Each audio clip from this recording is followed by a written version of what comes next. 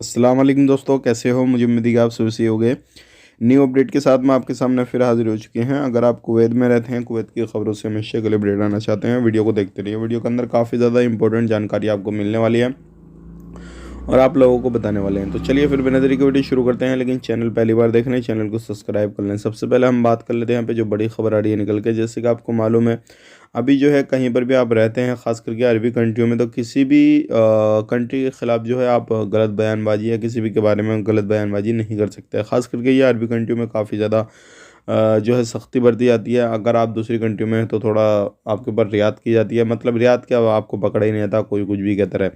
लेकिन अभी जो है कुवैत के अंदर एक कुवैती बंदे ने गलत सलत जो थे अब्द शब्द वो बोले थे, उसको पकड़ा गया और 3 साल की सज़ा सुनाई गई है। ध्यान रखें, अगर आप भी कुवैत में रहते हैं, किसी भी तरीके से आप प्रवासी हैं, तो आपको सज़ा भी सुनाई जाएगी, प्लस आपको कुवैत से भी डिपोर्ट कर दिया जाएगा। तो आप भी किसी भी कंट्री के बारे में, ख़ास करके कुवैती कंट्री के बारे में किसी भी तरीके से गलत सलत ना बोलें। अब बात कर लेते हैं भाई अगली खबर की तरफ। जो अगली खबर आ रही है निकल के गिरफ्तारी के हवाले से, ये काफ़ी ज़्यादा इंपॉर्टेंट है।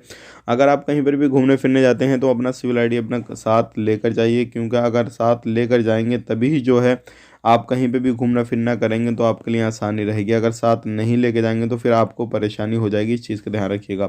अब बात कर लेते हैं भाई अगली खबर की तरफ। जो अगली खबर आ रही है निकल के, वो भी काफ़ी ज़्यादा इंपॉर्टेंट है। अगर आप किसी भी तरीके से कहीं पर भी रहते हैं तो हेल्थ इंश्योरेंस को लेकर जो फैसला दिया गया था, वो उस फैसले को रद्द करने की बात चली है। इन फ्यूचर जो भी अपडेट आता है निकल के हम आप तक शेयर कर देंगे। वीडियो अच्छा लगा लाइक करें, शेयर करें। आप अपना ख्याल रखें, अपनी फैमिली लोग ख्याल रखें। Take care, bye bye.